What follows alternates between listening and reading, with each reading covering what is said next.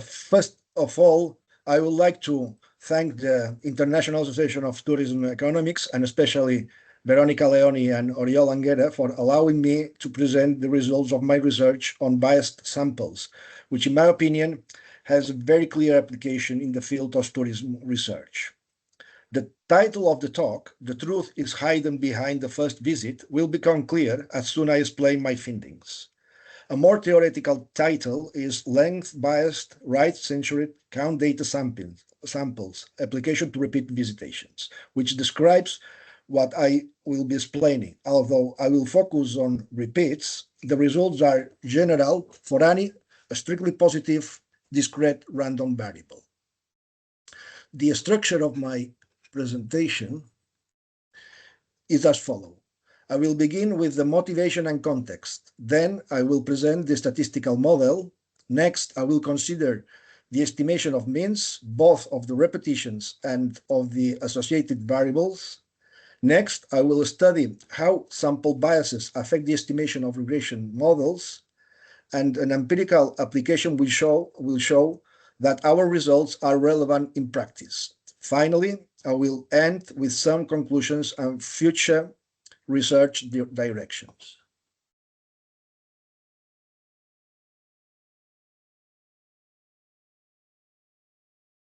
Oh, excuse me.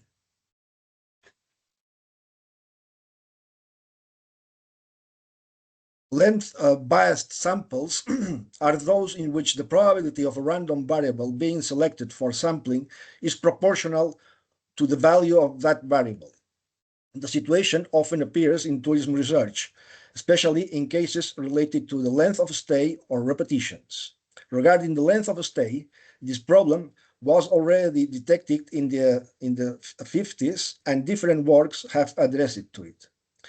In a recent work, together with Jaume Rosselló and published recently in Annals of Tourism Research, we show that how on-site samples collected during the tourist stay are length-biased samples, and that the usual estimators of average durations and other variables related to it are inconsistent estimators.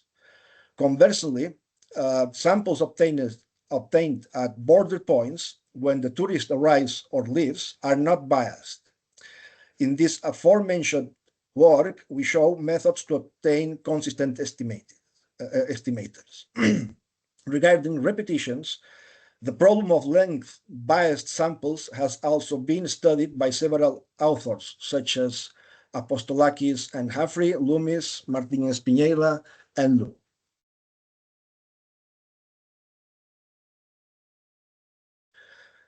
To illustrate a length-biased sample, the graph shows a sample of 20 observations of durations that take with equal probability the values 1 or 7. Therefore, we would expect that there would be 10 observations of each size. However, observations that last 7 periods are much more likely to be observed, while those of duration 1 can only be observed for 1 period. For this particular sample, there are only 3 observations of duration 1. We would expect 10. So this is an example of a length-biased sample. The following graph shows the same sample, but censored on the right. The dotted red part is not observable. We only know for each observation its value up to time 8. So this part is censored, and we only observe these portions. Surprisingly, the number of visits and thus repeat visitation is a right censored variable, a fact often overlooked.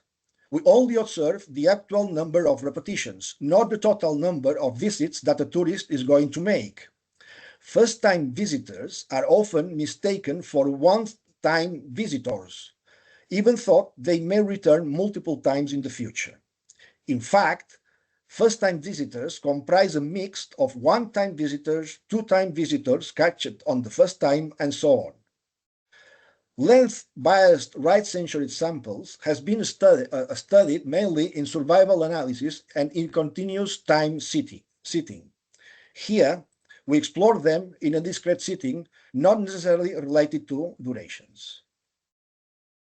Let's move on to the statistical model. We will start from a general framework applicable to any positive discrete random variable that is length biased and right centered, although we will focus on repetitions. We adopt a non-parametric approach, avoiding assumptions on the distribution.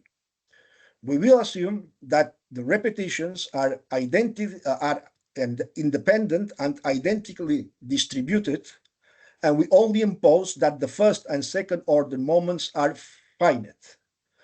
We will denote by lambda the average or the mean of the variable, and the subscript pi indicates the expectation that the expectation is computed with the pi distribution, which the pi distribution is this, and this is the cumulative distribution function. The first result that is relevant is this one shown in this theorem that shows that, excuse me, not this one, this one, that establishes the distributions of the different types of samples. We have first-time visitor samples where n sub r st is the number of first-time visitors, first-time visitors, but is not observable, or one that will repeat r times. NB is the sample, length biased sample.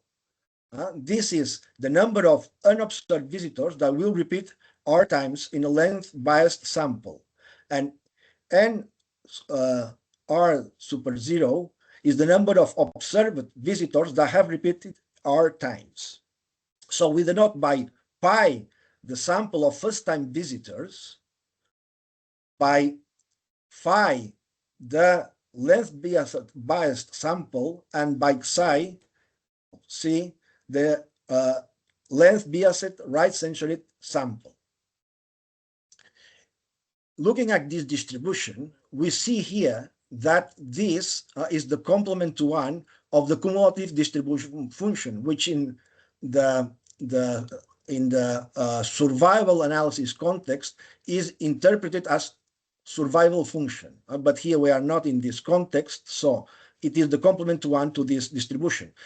And because of this distribution is monotone decreasing. This is a fact that we will come back later.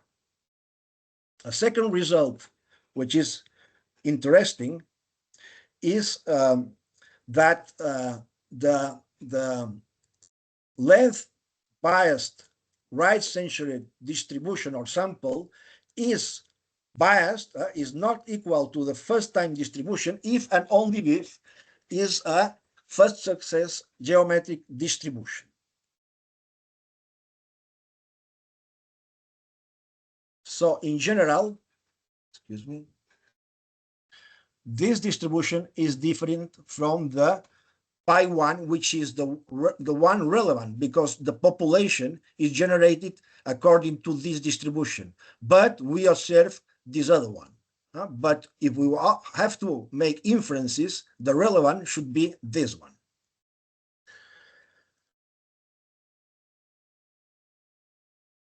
Let's now consider the estimation of the mean of the repetitions. The usual estimator is the sample mean. This one is, we simply take the average of the repetitions. Theorem 1 before, this one suggests that for the first case, for the first-time repetitors, has this relation with the average number of repetitions. So we can estimate this parameter, which is the mean of the repetitions, by taking the inverse of this one, or the reciprocal of this one, which is a very simple estimator of the average of repetitions, and we only use observations of the first time repetitors for the first time. We don't need the rest of information of the sample, only for the first time. This theorem establishes the limit of these both estimators, this one and this one. And as we can see, this estimator, which is the sample average taken with a sample which is right-censored and length biased, is an inconsistent estimator of lambda unless the distribution is the geometric distribution. This is a frequent misconception because people usually use this estimator, which is not really an estimator of one-time visitors, is another kind of estimator. Because we have introduced here a new estimator, this one, here we establish the distribution of this nonlinear estimator. And for large samples, the estimator has a Gaussian distribution with this variance. Let's go now to estimating of the mean of all the variables gathered in a length-biased right-censored sample, in addition to the observed number of repetitions. The usual estimator, which is simply the main average, and a new estimator we propose, which only uses the information of first-time visitors, which is here. And we have proven that this estimate, the usual estimator, converges to this quantity here. And look at this. Here we have the phi distribution, which is related to the length bias distribution, not the length bias right-censored, because when we compute this estimator, we are not using information on the repetitions, which are right-censored. So the relevant distribution is only the length biased. Conversely, the estimator that we propose that only uses a part of the sample which corresponds to the first-time visitors converges to the true parameter, to the true mean of the variable x. And here these mu's are the conditional means of x given R. So what the first result, important result, is the mean of any variable related to the repetitions is inconsistent even for the geometric distribution, because phi c does not appear here. Here is phi, which is completely and is always different from this one. So the usual estimations are always inconsistent. Here we have some Monte Carlo experiments to show this. We consider 3 different distributions of the repetitions and 3 different distributions for the variables for x, given the conditional on the repetitions. Here, the distribution pi can only take 2 values, 1 and 7, with these probabilities. A second case is the distribution of the repetitions follows a uniform distribution between discrete uniform distribution between 1 and 7. And lastly, the last case, which is the most favorable for the length-biased right-censored distributions, is a geometric distribution. What we see, this is the true, given this distribution, this is the true value of the mean of repetitions, 2.2, 4, and 3.3 in this case. We see that the usual estimator of the mean of repetitions is always inconsistent. This value is not close to this one, neither this one. Only when the distribution of the population of repetitions is geometric, we get close results. On the contrary, the estimator that we propose always give values which are very close to the population one, because it is a consistent estimator. Let's go to the the estimation of the mean of other variables related to the repetitions. Here we have a continuous variable that the mean varies according to the number of repetitions. Here is a dichotomous variable which has a Bernoulli distribution, which also the parameter, the probability of observing one varies according to R. And here we have another variable that mimics a Likert scale variable between 1 and 5 and takes values between 1 and 5 with this probability which we use the uniform distribution. As you can see, the usual estimators always give different results or very different results to the population ones. And the estimator that we propose is a consistent one, and what we obtain are very close values to the parameter, to the population means.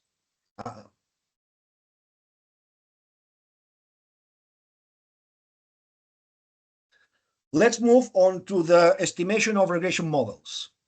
Here we need to introduce some additional assumptions under which we can determine the expression of the population of beta, the parameter beta, that generates the data, which depend on the first order cross moments of the variables. For instance, this is the population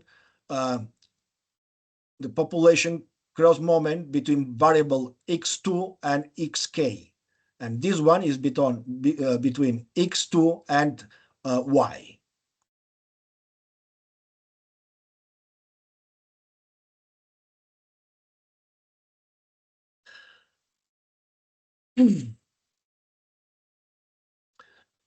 The usual estimator looks like this one here, and here we have the vector of regressors, one for the constant key from x2 to xk, other predictors, and here we have the observed repetition, number of repetitions of individual I.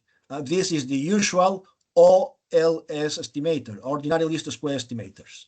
What we propose is an estimator based on the method of moments, where we have chosen a moment estimator, a sample moment estimator that converges to any of these values. Here, for instance, all these moments are the sample equivalent moments of the cross product, but only using first-time visitors, discarding the rest. And this estimator here has a rather complex expression, but we will show that it converges to the true one. Another interesting result is that here we are using the sample average of all the data of the variable, of the dependent variable, times the estimate of the average number of repetitions, the constant estimates of the average number of repetitions. Note that this estimator, the estimator based on the method of moments, this one only uses information of first-time visitors. So even if the distribution of the observed repetitions is truncated above certain value bigger than 1, our estimator can be computed, this is very frequent in samples, in common samples used in applied research and even for official statistical agencies, that they truncate the values of these observed variables, and we will see at the end in our empirical application that this happens, but this estimator remains valid even in this case. We only need information for first-time repeaters. And of course the rest of the variables, but we only use here information regarding R on first-time visitors. Because this is a nonlinear estimator, Here there is a product of different estimators. We cannot use, or we have to compute the standard errors using bootstrapping.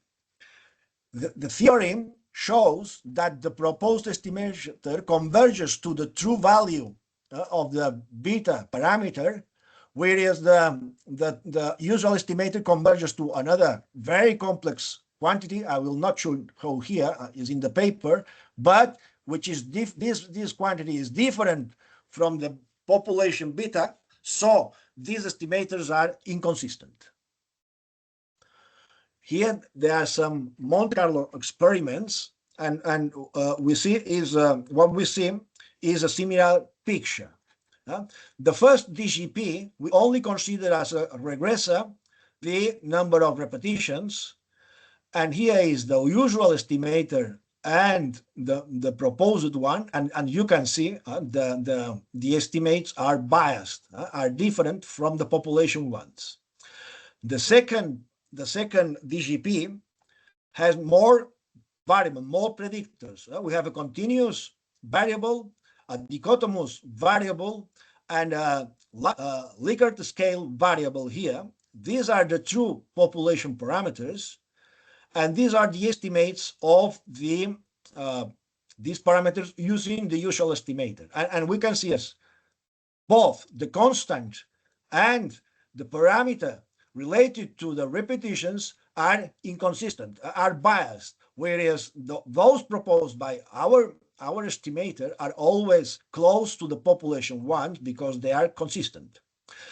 The problem is more extreme in DGP3, where all the conditional variables are related to the repetitions.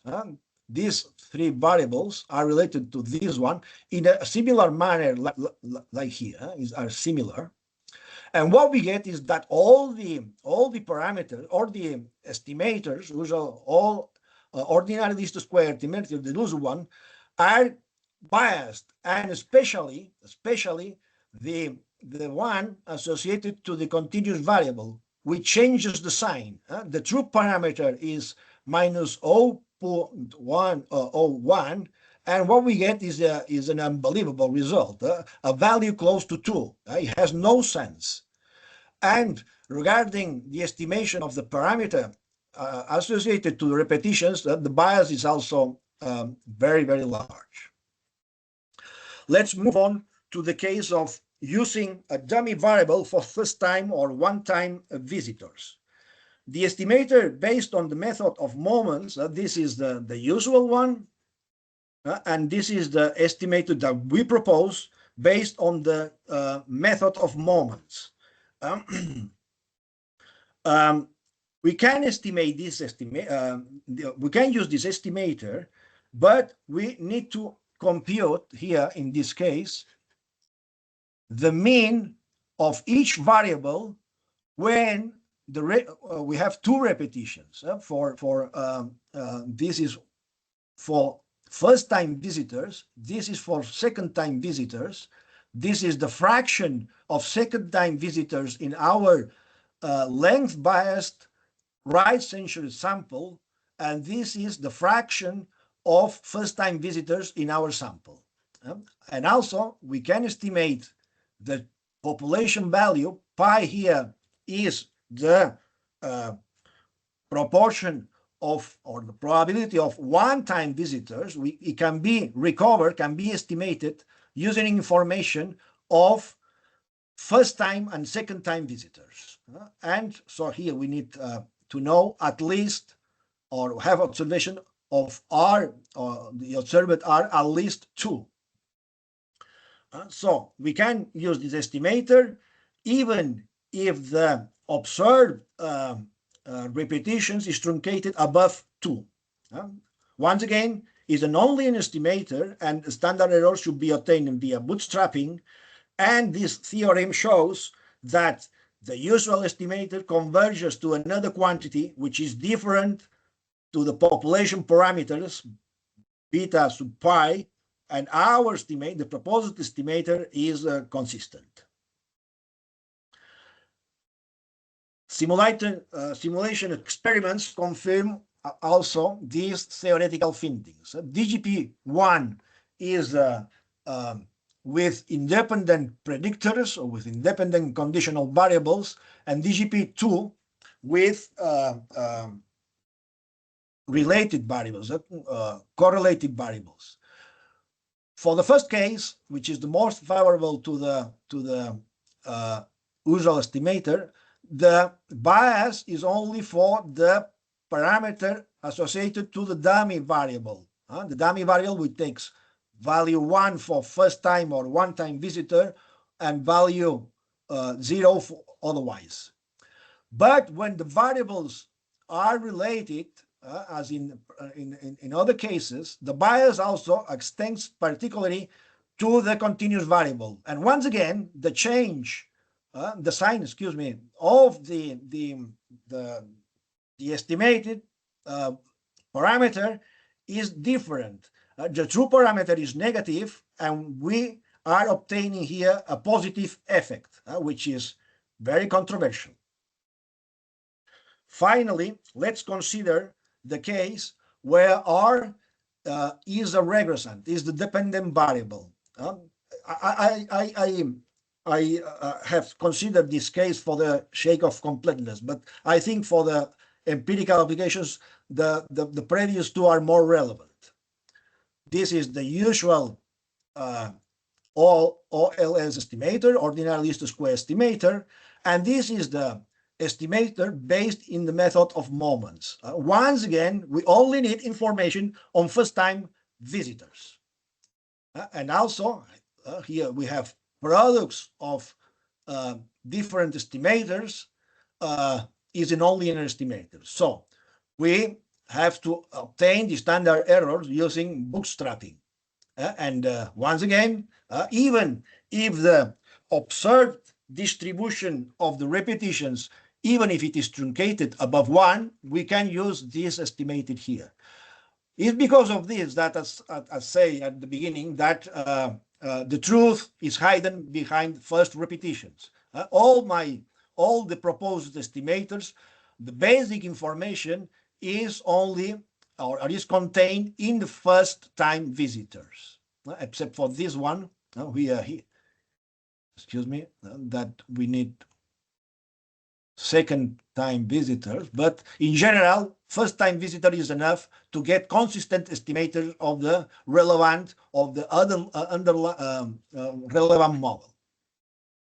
As in the previous cases, the usual estimated converges to different values which are not the population ones. Are very complex, but are not, they're different to the population beta pi. The Monte Carlo experiments confirm the previous findings. Here, the first DGP, the repetitions are regressed on a continuous variable, and here we introduce other conditioning variables. DGP-2 is for uncorrelated variables, and this one is for correlated values. And you can see these are the population values of the parameters, and this the OLS estimator, the ordinary least square estimator, gives always inconsistent estimates of the true parameters, always. And the method of moment estimator gives very close results to the population ones. Let's go to the empirical. Excuse me? Sorry for interrupting. Just to let you know, you have 10 minutes left. Okay, 10 minutes. Thanks. Okay. For the empirical application, I will use the tourist expenditure survey, which is a sample taken at border points. The data is from the Balearic Islands. Is it a Spanish survey data, but I will use only data from the Balearic Islands for the last year. I've excluded transit travelers and only holiday purpose. There are two questions in the in this in the survey that are related to the repetitions. Are questions C2 1, which is it your first time to visiting Spain, or the number of times you have visited Spain, not including this one. We will see, this question is a little bit controversial.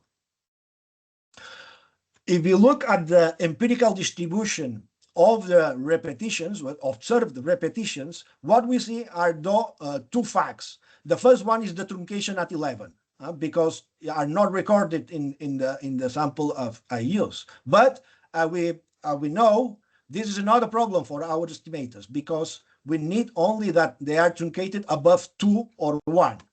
And the second shocking thing is that this behavior here, because this distribution has to be monotone decreasing.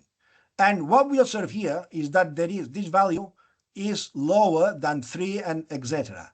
I think that this problem comes from this question that may be confusing for the survivors and the survived people, because this result here is not normal. Here is a correction using a monotone regression. This would be the adjusted distribution using this technique. Anyway, I will not use this adjustment here, because my purpose is to show you that how it works, the method. Here are the first time, one time estimates. Look at the difference. This is the fraction of first time visitors, and this is the estimates without correction and with monotone adjustment of one time visitors. There is a big difference. Regarding the number of repetitions, the difference is also extreme. Here is about 6 repetitions, and here is less than 4, which is the correct estimate according to our theoretical results.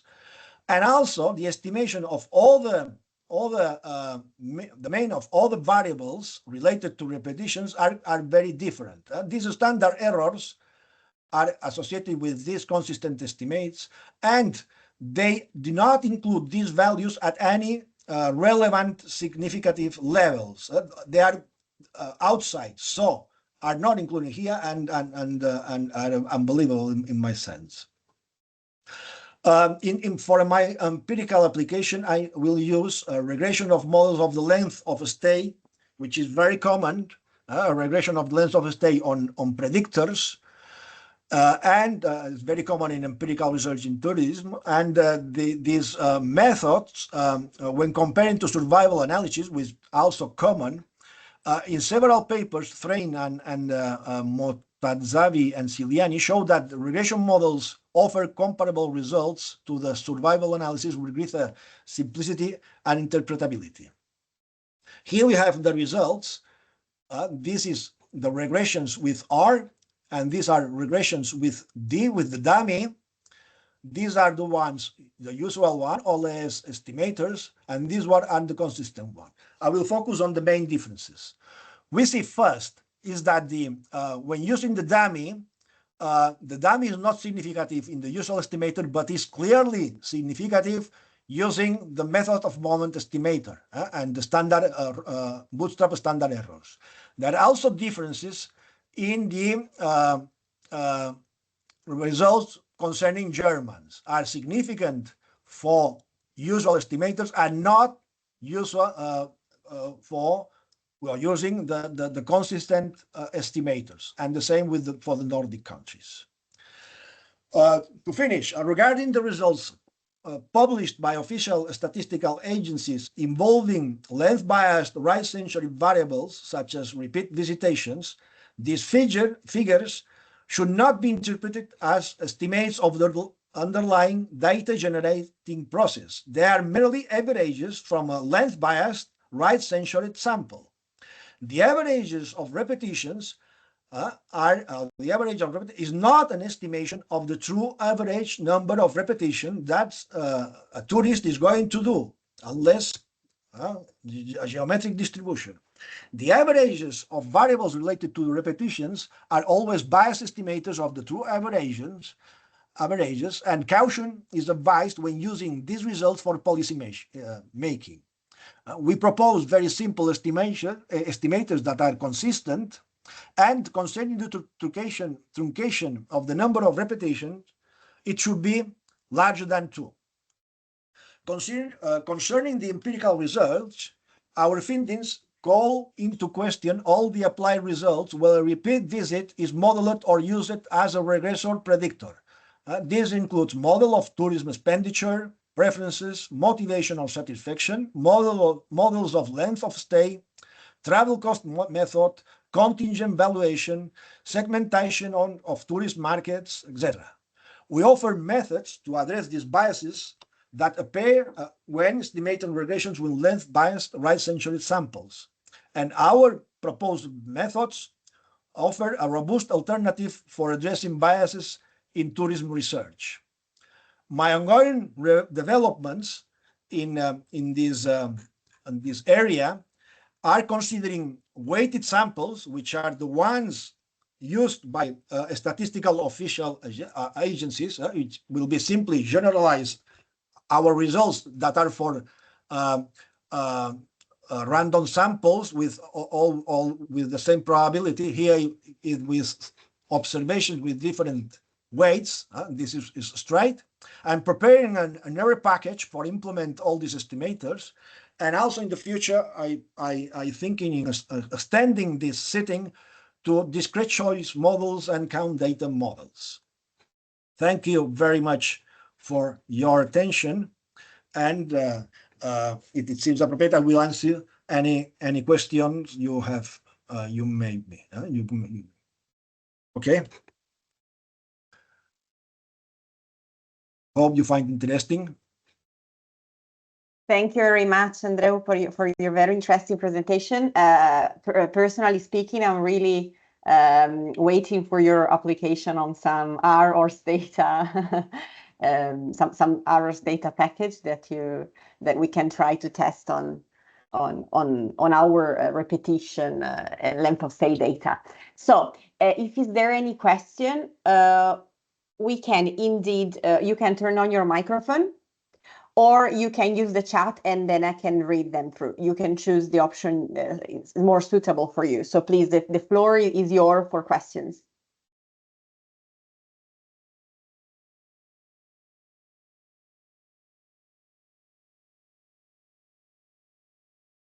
You can use the option raise your hand so that we can have some kind of order for the questions.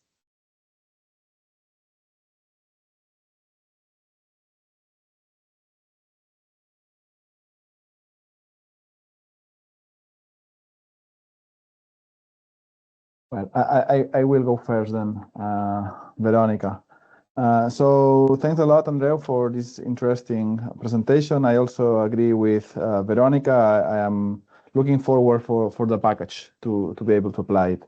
Let me ask you something that maybe you mentioned, but just to make sure I really got.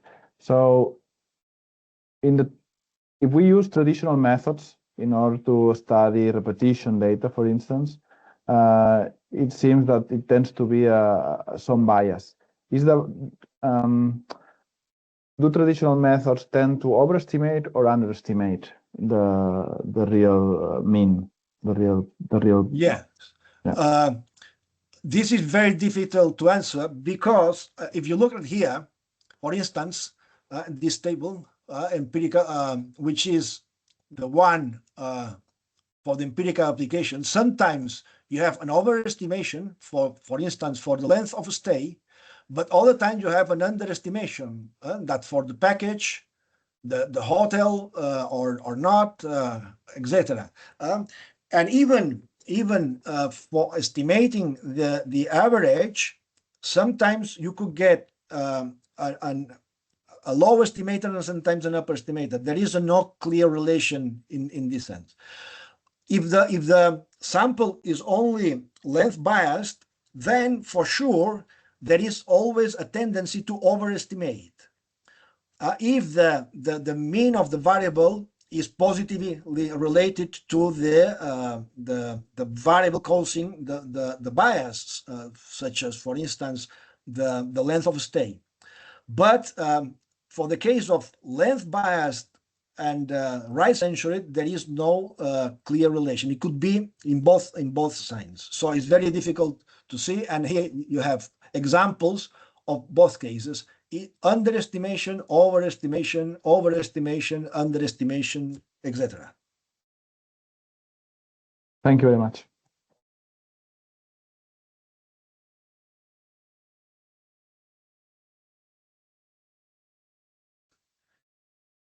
Okay, it looks like there are no other questions.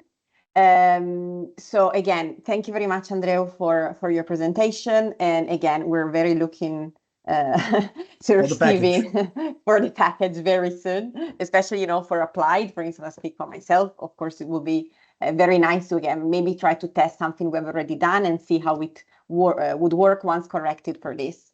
But just a quick question. So do you think that we could kind of solve this problem at the data generation process somehow by changing the way in which we make the question in the first place, or not? No. This is impossible to solve this problem, because the number of repetitions will be always right censored.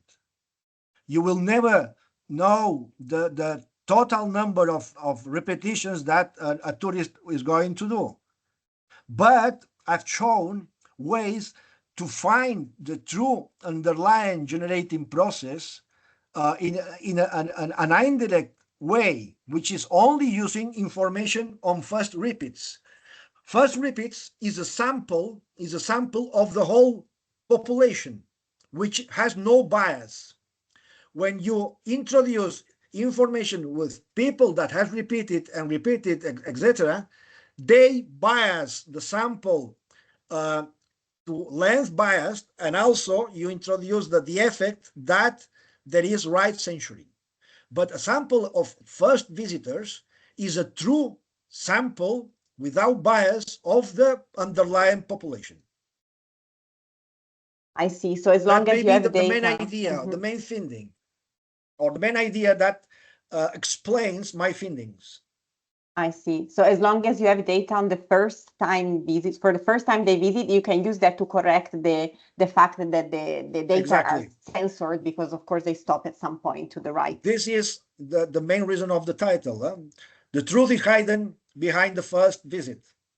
Yeah, now for me it makes more sense. Yes. Okay, so thank you very much. Thank you again. I pass the floor over to Oriol that has some very interesting news. Yes, thank you very much, Andreu, once again, and thank you very much, Veronica. So I just would like to finish today's seminar by announcing that next month we're going to have a special seminar that will be jointly organized with ICRI and with the COVE Center, so the Center for Competitiveness of the Visitor Economy at the University of Surrey. That's going to be a special session that will be also organized with Professor Gang Lee, also from IATE, and with Dr. Marion Cole.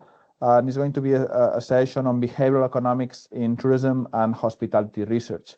For this next session, we're going to have 4 authors who will present 4 recently published papers on behavioral economics and tourism. So we hope that many of you can also join this next seminar, and we can meet at the beginning of November. That's going to be on November the 4th. Yeah. So thanks a lot. That's all. Stay tuned on our LinkedIn page, in which we will very soon tell you more about this next seminar. Thanks a lot. Bye-bye. Thank you very much. Thanks to everybody. Bye. Bye. Thanks. Bye.